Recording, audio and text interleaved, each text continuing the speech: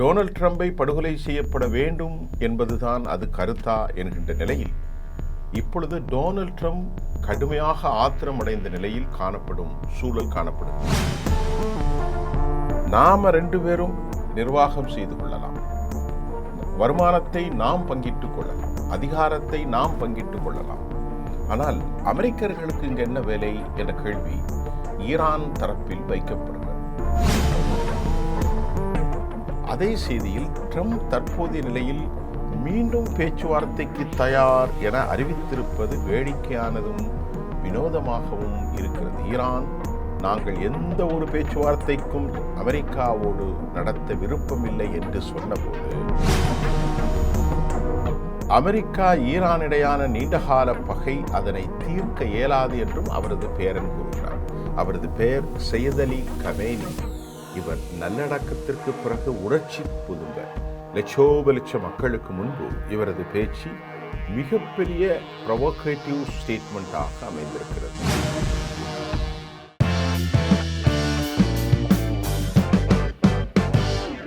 நேர்களே, தற்போது ஈரானில் மிகப்பெரிய அளவில் பிரச்சனை வேற திசை திரும்பிட்டுங்க. அது ஈரானுடைய உச்சபட்ச தலைவர் முஜிதபா கமேனி டொனால்ட் ட்ரம்பை படுகொலை செய்யப்பட வேண்டும் அல்லது நேரடியாக பெயர் சொல்லப்படாமல் ஈரான் உச்சபட்ச தலைவர் இமாம் சையத் அலி காமினி உட்பட 100க்கும் மேற்பட்ட தியாகிகளை கொலை செய்தவர்களை நாங்கள் பழிவாங்காமல் ஓயமாட்டோம் என்றும், இது உலகத்தினுடைய எமக்கு முக்கியமான பணி என்றும், ஈரானை தாண்டி உலகின் பல்வேறு தேசங்களில் இந்த பணியை முன்னெடுத்து செல்வதற்கு தியாகிகள் காத்திருப்பதாகவும் ஈரானுடைய உச்ச தலைவர் முஜிதபா கமேனி ஒரு கடுமையான வார்த்தை இப்பொழுது வெளியிட்டிருப்பது உலகம் முழுவதும் இந்த செய்தியை பெரும் பரபரப்பாக பார்க்கிறது. டொனால்ட் ட்ரம்பை படுகொலை செய்யப்பட வேண்டும் என்பதுதான் அது கருத்தா என்கின்ற நிலையில் இப்பொழுது டொனால்ட் ட்ரம்ப் கடுமையாக ஆத்திரமடைந்த நிலையில் காணப்படும் சூழல் காணப்படுகிறது. ஏன் டொனால்ட் ட்ரம்பை மட்டுமல்ல, இஸ்ரேலுடைய தலைவர்களும் இதில் அடங்கும். ஆனால் அவர் எந்த இடத்திலும் பெயரை சொல்லவில்லை. எங்கள் நாட்டில் எங்களுடைய நேசிக்கக்கூடிய தியாகிகளை கொலை செய்வதற்கு இரத்த பழி கொடுத்தே ஆகுவோம் என அவர் மறைமுகமாக இருந்து கொண்டு எங்கே இருக்கிறான்னு யாருக்கும் தெரியாது கடுமையான அச்சுறுத்தலை விடுத்திருப்பது. அமெரிக்க அதிபர் நான் ஒருவேளை கொல்லப்பட்டால், அதற்கு பதில் தருகிற அமெரிக்கா, நான் ஒருவேளை கொலை செய்யப்பட்டால் உத்தரவிட்டே செல்கிறேன், நீங்காத நெடிய பல நூறுக்கணக்கான ஏவுகணைகள் ஈரானின் மீது பாயும் என்றும் அவர் தனது ஆத்திரத்தை வெளிப்படுத்தியிருக்கிறார். ஆக இப்படிப்பட்ட ஒரு கடுமையான நிலையில் இது சமாதானத்திற்கான வாய்ப்பு இல்லை. எப்படி சமாதானம் கிடைக்கும்? ஒருவரை ஒருவர் கொலை செய்வதற்கு முயற்சி செய்து கொண்டு அமெரிக்கா தான் இந்த தவறை, இஸ்ரேல் தான் இந்த தவறை செய்தது. இதன் மூலமாக ஒரு இணக்கமில்லாத படுகொலை அரசியல்கள் உலகளவிலே காணப்படுவது, அது ஒரு ஸ்ட்ராட்டஜிக் பெர்ஃபார்மன்ஸ் என்று சொன்ன மாதிரி ராஜ்ய ரீதியான சில பார்வைகளுக்கு ஒரு சர்வதேச நிலைகளை விட்டு இப்பொழுது பிரச்சனை தனிமனித பழிவாங்குதல் அடிப்படையிலே போய்விட்டது என்பதுதான் நாம் சொல்ல முடிகிறோம். இதை ஆரம்பித்தது அமெரிக்காவும் இஸ்ரேலும் தான். இந்த நிலையில் ஹெர்மூஸில் வழியாக கப்பல்கள் செல்லவில்லை என்பது ரொம்ப முக்கியமாக குறிப்பிடத்தக்கது. இது போன்ற சூழல் உலக அளவில் பெரிய அளவு எண்ணெய் தட்டுப்பாடை ஏற்படுத்தி கொண்டிருக்கிறது, ஏற்படுத்தும். அது மட்டுமில்லை, இஸ்ரேல் ஏதாவது தவறான முறையில் மறுபடியும் தவறு செய்து எங்களை தாக்க ஆரம்பித்தார். ஈரான் சொல்லுது, பல்லாயிரக்கணக்கான ஏவுகணை தாக்குதலை நடத்த எந்த நேரமும் தாங்கள் தயாராக இருப்பதாக ஈரான் தனது அறிக்கையின் ஊடாக ரொம்ப தெளிவுபடுத்தியிருக்கிறது. அது மட்டும் இல்லாமல் ஆளில்லா விமானங்கள், ட்ரோன்கள் மற்றும் இதன் மூலம் இஸ்ரேலை தாங்கள் தாக்க தயாராக இருப்பதாகவும், ஒரு அழிவு நிலைக்கு இஸ்ரேலை கொண்டு போவதாகவும், இதற்காக நாங்கள் கடந்த சில மாதங்களாக ஆயுதங்களை குவித்து வருகிறோம் என ஈரானுடைய தரப்பிலே செய்திகள் வந்து கொண்டிருக்கிறது. இந்நிலையில் கத்தர் தூதுக்குழு ஈரான் சென்று அப்பாஸ் அராகச்சி மற்றும் மசூஸ் பெசஸ்கியானை சந்தித்து போர் நடத்தக்கூடாது என அவர்கள் கடும் கெஞ்சுதல் விடுத்து வருகிறார்கள். அதே சமயம் கத்தார் தூதுக்குழு புஷ்ஷர் பகுதியில் உள்ள நிலவரங்களை சென்று பார்வையிட்டதாகவும், புஷ்ஷர் பகுதியில் சமாதானத்தை வெளியிட்ட பிறகு அமெரிக்கா நடத்திய இந்த பெரும் தாக்குதலை நீங்கள் நேரடியாக பாருங்கள், இதனால் எப்படி நாங்கள் சமாதானமாக மாற முடியும் என்றும் ஈரானுடைய அதிகாரிகள் மட்டத்தில் தூதுக்குழுவுக்கு தெளிவுபடுத்தப்பட்டிருக்கிறது. இது நிலையில் ஈரானுடைய ஃபாரின் மினிஸ்டர் அப்பாஸ் அராகச்சி ஓமனுக்கு சென்று ஒரு கவுண்டர் பார்ட் யாரோடு, பதர் அல் புசைதியோடு, ஓமனுடைய தலைவரோடு கேபிட்டல் மஸ்கட்டில் அவர் சந்தித்திருக்கிறார் என்று டெலிகிராம் பேஜில் செய்திகள் வெளியாகியிருக்கிறது. இது என்ன காரணத்திற்காக ஓமனோடு அவர் டிஸ்கஸ் செய்திருக்கிறார் என்று சொன்னால், இரு நாடுகளுக்கும் இடையேயான ஒரு bilateral relation and the regionals development, especially regarding the strait of Hormuz. இது ரொம்ப முக்கியம். என்னென்னு சொன்னா, என்ன சொல்கிறாங்கன்னா, நாம் ரெண்டு பேரும் நிர்வாகம் செய்து கொள்ளலாம், வருமானத்தை நாம் பங்கிட்டு கொள்ளலாம், அதிகாரத்தை நாம் பங்கிட்டு கொள்ளலாம். ஆனால் அமெரிக்கர்களுக்கு இங்கே என்ன வேலை என்ற கேள்வி ஈரான் தரப்பில் வைக்கப்படுகிறது. The post ordered that the ministers they exchange the views and the appropriate mechanism for the safe wages of ship. அவங்க சொல்வது த ஸ்டேட் ஆஃப் ஹெர்மூஸில் வந்து இந்த விஷயத்தில் நாம் இரண்டு பேரும் இணைந்து சொல்லலாம், நடவடிக்கைகளை நாம் மேற்கொள்ளலாம் என்பதற்காகத்தான் இந்த பேச்சுவார்த்தை நடத்திருக்கலாம். ஆனால் த ஸ்டேட் ஆஃப் ஹெர்மூஸில் அமெரிக்கா நடவடிக்கைகளை MOUவின் மூலமாக அப்படித்தான் போட்டிருந்தாலும் கூட தற்போது அமெரிக்கா புதிய வழித்தடத்தை உருவாக்கி மீண்டும் பரபரப்பான நிலையை மாற்றியிருக்கிறது. அதாவது ஈரானுடைய பார்ட்னராக இருக்கும், ஈரானுடைய நெகோசியேட்டராக, ஈரானுடைய நெருங்கிய வட்டத்தில் ஈரானோடு மத்திய கிழக்கில் சமாதானத்தை மேற்கொள்ளும் ஒமன் நாட்டையும் அமெரிக்கா தற்போது பிரித்திருக்கிறது. இங்கே சிக்கல், 3 வழிகள் மத்திய வழியாகத்தான் போக வேண்டும். மற்றொன்று தெற்கு, மற்றொன்று ஓமன் பிராந்தியம். ஓமன் பிராந்தியத்தில் உள்ள புதிய வழியை அமெரிக்கா உருவாக்கி கொடுத்தால் ஹெர்மூஸ் வளைகுடா, த ஸ்ட்ரைட் ஆஃப் ஹெர்மூஸ், இந்த பகுதியில் இவர்களுக்கு சிக்கல் வரும். உலக அளவில் அழுத்தம் கொடுக்க முடியாது. ஆக இதையெல்லாம் வைத்துக்கொண்டு பாதை என்று வந்தால் இந்த பாதைக்குத்தான் போக வேண்டும், அந்த பாதைக்கெல்லாம் போக நாங்கள் அனுமதிக்க மாட்டோம் என முரண்டு பிடிக்கிறார்கள் ஈரானியர்கள். இது கடலாதிக்க பிராந்திய சட்டத்திற்கு உட்பட்டது.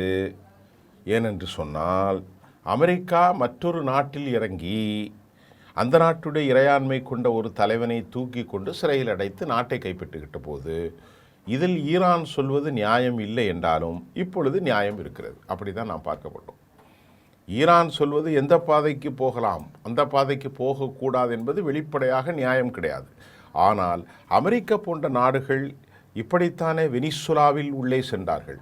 அந்த அடிப்படையில் பார்க்கின்ற போது இன்றைக்கு ஈரானுடைய டிமாண்ட் என்பது முழுக்க முழுக்க உண்மையாகி போனது. காரணம், ஈரான் வைக்கிற அந்த டிமாண்ட் என்னவென்றால், பிரச்சனை மத்திய கிழக்கில் உள்ளது, அமெரிக்கர்களுக்கு இங்கே என்ன வேலை என்ற கேள்வி அவர் எழுப்புகிறார். இதற்கிடையிலே ஈரானுடைய அரச தொலைக்காட்சியின் வாயிலாக ஒரு பரபரப்பான செய்தி வெளியாகியது. அந்த செய்தியை அரச தொலைக்காட்சி வெளியிட்டது. நான் ஏற்கனவே சொன்ன விவகாரத்தில் தான் இப்பொழுது ஈரானுடைய நேஷனல் தொலைக்காட்சி முஜிதபா கொமேனி படத்தை காட்டி அதற்கு பின்பு அவர் கைகளால் எழுதப்பட்ட லெட்டர், அதாவது உச்சபட்ச தலைவர் ஆயத்துல்லா கெமைனி மற்றும் ஏராளமான தியாகிகள் மரணத்திற்கு இரத்த பலி கொடுத்தே ஆக வேண்டும் என அவர் கைகளால் எழுதிய அந்த செய்தி வார்த்தைகளால் படிக்கப்படாமல் எழுத்துப்பூர்வமாகவே அது கொடுக்கப்பட்டிருக்கிறது. இப்போ அது ரொம்ப முக்கியமான விஷயமாக இருக்கிறது. இப்போ இந்த செய்திகளும் ஏற்கனவே உலகளவில் போய்கொண்டிருக்கக்கூடிய செய்திகளும் இந்த பிரச்சனையை தணலை ஊதி பெரிதாக்குவதாகத்தான் இருக்கிறதே தவிர கண்களுக்கு எட்டிய துறைக்கு சமாதானம் இருப்பதற்கு சாத்தியமில்லை. இந்த நிலையில் முஜித்தபா கமேனி மறுபடியும் ஒரு செய்தி இப்பொழுது வந்து கொண்டிருக்கிறது. தந்தையினுடைய மரணத்திற்கு பிறகு அவர் வெளியிட்டிருக்கக்கூடிய முதல் செய்தி, in his the first message since the funeral of his father, யாரு கமேனியுடைய மரணத்திற்கு பிறகு முஜித்தபா சொல்கிறார், Iran, the supreme leader, Mujtaba Khamenei has pledged to avenge his innocent blood, adding that revenge is the will of our nation. அதாவது என்ன சொல்றாருன்னா, இது எங்கள் ஒட்டுமொத்த தேசத்தினுடைய எதிர்பார்ப்பு, அவா, ஆசை. நாங்கள் இழந்திருக்கிற தியாகிகளின் இரத்தம் வலிமையானது. ஆகவே எங்களின் சட்டப்படி, எங்கள் நாட்டின் மக்களின் குரல்படி, ஒட்டுமொத்த மக்களின் குரல் என்கிறார், பழி வாங்கியே ஆகுவோம், அதில் எந்த மாற்று கருத்தும் இல்லை என முஜித்தபா கமேனி தற்போது தெரிவித்திருக்கிறார். இந்த நிலையில் லெபனானிற்கு பிரச்சனை, ஹிஸ்புல்லாவுடைய பிரச்சனை மற்றொரு பக்கம் போகிறது. ஹிஸ்புல்லா ஒப்பந்தத்தின் மூலம் தெற்கு பகுதியில் இருந்து இஸ்ரேலிய படைகள் வெளியே வராது. ஹிஸ்புல்லா ஒப்பந்தத்தை அவர்கள் செய்திருக்கிறார்கள். அதாவது லெபனானுக்கும் அரசாங்கத்திற்கும் ஹிஸ்புல்லாவுக்குமான அந்த ஒப்பந்தம் இருந்தாலும் இஸ்ரேலிய படைகள் வெளிவராத நிகழ்ச்சியில் ஈரானுடைய பிரச்சனைக்கு ஒப்பாகவே ஹிஸ்புல்லாவுடைய பிரச்சனைகளை பார்க்கும். ஈரானுடைய கவுண்டர் பார்ட் அல்லது ஈரானுடைய எத்தனை விதமாக பேச்சுவார்த்தை எங்கு நடத்தினாலும் அவர்கள் கடந்த முறை சொன்னார்கள், அதாவது 14 கோரிக்கையில் ஹிஸ்புல்லாவை தாக்கிவிடக்கூடாது. அமெரிக்கர்களுக்கு இஸ்ரவேலர்கள் எவ்வாறு முக்கியமோ எங்களை பொறுத்தவரை லெபனானில் இருக்கும் ஹிஸ்புல்லாக்கள் முக்கியம். அதே சமயம் அமெரிக்காவுக்கு எதிராக வைத்த ஒரு கோரிக்கை, போருக்கு முன்பு ஹிஸ்புல்லாவுடைய பகுதிகளில் இருந்து, அதாவது லெபனானிலிருந்து முழுமையாக வெளியேற வேண்டும் இஸ்ரேல். ஆனால் இஸ்ரேல் குர்ட்ஸ் நாங்கள் உருவாக்கிய பஃபர் ஜோனிலிருந்து நெவர் அகலப்போவதில்லை, கெட்ரிட் கைவிடப் போவதும் இல்லை. ஹிஸ்புல்லாவின் ஒப்பந்தத்தின் மூலம் தெற்கு பகுதியில் இருந்து இஸ்ரேலிய படைகள் வெளியேறாது. அமெரிக்காவுடன் பேச்சுவார்த்தை நடத்தி இஸ்ரேல் படைகளை வெளியேற்றிவிட முடியும் என ஜோசப் ஓன் தன் கருத்தில் கூறியிருக்கிறார். யார் இந்த ஜோசப் ஓன்?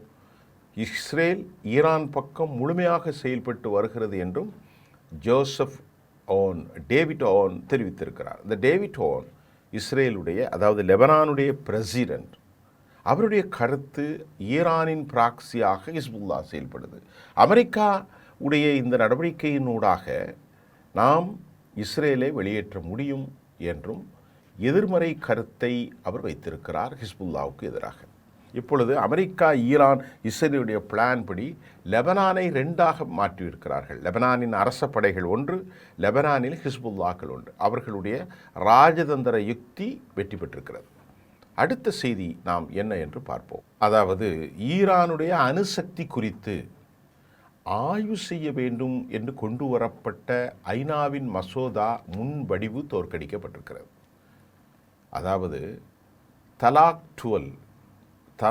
1 ஈரான் அவசரமாக கட்டமைப்பு செய்வதாக செயற்கைக்கோள் படத்தினூடாக செய்திகள் வருகிறது. அதென்ன தலாக் 1 ஆயுத சோதனை நடத்தும், இது ஒரு முக்கியத்துவம் வாய்ந்த வைட்டல் ரோல், மிக முக்கியமான பங்கு பணிகள் இதில் உண்டு என்றும், இதில் அணு ஆயுதங்கள் மட்டுமல்லாமல் பல்வேறு ஆயுதங்களை பரிசோதனை செய்ய முடியும் என்றும், இது சேட்டலைட் பிக்சரின் மூலம் உறுதியானதாக அமெரிக்கா ஆதரவு ஐநா கொந்தளிக்கின்றது. அதே செய்தியில் ட்ரம்ப் தற்போதைய நிலையில் மீண்டும் பேச்சுவார்த்தைக்கு தயார் என அறிவித்திருப்பது வேடிக்கையானதும் வினோதமாகவும் இருக்கிறது. ஈரான், நாங்கள் எந்த ஒரு பேச்சுவார்த்தைக்கும் அமெரிக்காவோடு நடத்த விருப்பமில்லை என்று சொன்னபோது அவர் தனது ட்ரூத் சோசியல் பக்கத்தில் என்ன சொல்கிறார்? ஈரான் எங்களிடத்திலே கெஞ்சுகிறது என்று சொல்கிறார். இந்த நிலையில் கத்தாருடைய தூதுக்குழு ஈரானுக்கு வந்து அதனை நாம் தடுக்க இயலாது என்று ஈரான் தெளிவாக சொல்லியாச்சு. ஒரு தூதுக்குழு வருது, அதை எப்படி நம்ம தடுக்க முடியும்? அவர்கள் மசூத் பெசஸ்கியானோடு மட்டுமே பேச்சுவார்த்தை நடத்திய நிலை ஏற்பட்டிருக்கிறது என்பதும் குறிப்பிடத்தக்கது.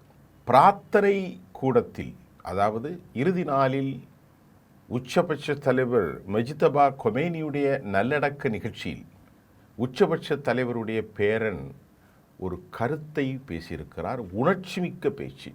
தொழுகை நடத்திவிட்டு அவருடைய மகன் சார்பில், குடும்பத்தின் சார்பில் அவருடைய பேரன் உணர்ச்சி வசப்பட்டு பேசிய பேச்சு. அவர் என்ன சொல்லியிருக்கிறார் என்றால், அமெரிக்காவுடன் பேச்சுவார்த்தை நடத்துபவர்கள் தேச துரோகிகள், எங்களுக்கு என்று கொள்கை உண்டு, சித்தாந்தம் உண்டு, யார் ஆட்சிக்கு வந்தாலும் எதுவும் நடைபெறாது என்றும், அமெரிக்கா ஈரானிடையான நீண்டகால பகை அதனை தீர்க்க இயலாது என்றும் அவரது பேரன் கூறுகிறார். அவரது பெயர் சையத் அலி கமேனி. இவர் நல்லடக்கத்திற்கு பிறகு உணர்ச்சி புதும்ப லட்சோப மக்களுக்கு முன்பு இவரது பேச்சு மிகப்பெரிய ப்ரொவோகேட்டிவ் ஸ்டேட்மெண்ட்டாக அமைந்திருக்கிறது. இதற்கிடையிலே ஓமன் அமெரிக்காவுடன் இணைந்து வருவதாக அப்பாஸ் அராக்கட்சியினுடைய பேச்சுவார்த்தையில் எந்த முன்னேற்றம் ஏற்பட வாய்ப்பு இல்லை என்பதுதான் நிதர்சனமான உண்மையாகும். அமெரிக்காவினுடைய ஆப்ரஹாம் லிங்கன் கப்பல் முழுமையாக ஆயுதங்களை ஏற்றிக்கொண்டு ஆயுதங்களோடு தயாராக இருப்பதாகவும் செய்திகள் வெளியாகியிருக்கிறது. அது பெர்ஷியன் வளைகுடாவிலிருந்து 200 கிலோமீட்டர் மைல் தொலைவில் நிறுத்தப்பட்டிருப்பதாகவும், அமெரிக்கா எந்த ஒரு நிலையிலும் மற்றொரு போரை நடத்த தயாராகி வருவதாக அக்சியோஸ் கருத்தையும் நாம் இங்கே சொல்ல வேண்டும். தொடர் 100 நாட்கள், அதாவது இன்னும் 1 மாதத்திற்கான போரை வலிமைப்படுத்த அமெரிக்கா முன்னேறி வருவதாகவும், அதற்கான ஆயுதங்கள், மனிஷன்ஸ் எல்லாம் குவிக்கப்பட்டிருப்பதாகவும் அக்சியோஸ் தன் கருத்தில் தெரிவிக்கிறது. இந்த முறையில் ஈரானுடைய சார்பில் 3 மடங்கு ஆயுதங்களை உற்பத்தி செய்து வருவதாகவும் அதன் பிரதி பாதுகாப்பு செயலாளர் மஜீத் அல் ரைசி தெளிவாக கூறியிருக்கிறார். ஈரான் 3 மடங்கிற்கு மேல் கடந்த காலத்தை விட அவசரமாக ட்ரோன்கள், விமானங்கள் அனைவரையும் தாங்கள் வலிமைப்படுத்தி செய்துள்ளதாக ஈரானுடைய பாதுகாப்புத்துறை பிரதி செயலாளர் மஜீத் அல் ரைசி தன் கருத்தை வலிமையாக வைத்திருக்கிறார். இந்த நிலையில் இவ்வளவு பதட்டம், உச்சபட்ச தலைவர் முஜ்தபா கமேனி, அவருடைய பேரன் சையது கமேனி உலக அளவில் படுகொலைகளுக்கு தொடர வேண்டும் என்ற வேட்பாடு, ஹெர்மூஸ் நிலைகளை மாற்றி அமைக்க அமெரிக்க திட்டம், அமெரிக்கா ஆப்ரஹாம் லிங்கனை கொண்டு நிறுத்தியிருக்கிற வேலை, இப்படி கொஞ்சம் எண்ணி பாருங்கள். சமாதானம் கண்ணுக்கெட்டா தூரம் வரை இல்லை என்பதே இந்த செய்தியின் ஊடாக நாம் அறிந்து கொள்ளக்கூடிய கவலையான செய்தி. உலகம் பெரும் இழப்பீட்டை, பெரும் நஷ்டத்தை, பெரும் அனர்த்தத்தை நோக்கி பயணித்து கொண்டிருக்கிறது. அது வருத்தத்தில் மட்டுமல்ல, ஆழமான காயங்களை நம்முள் ஏற்படுத்தியிருக்கிறது என்பதே உண்மையாகும். மீண்டும் நாளை புதிய செய்திகளோடு உங்களை சந்திக்கின்றேன். நன்றி.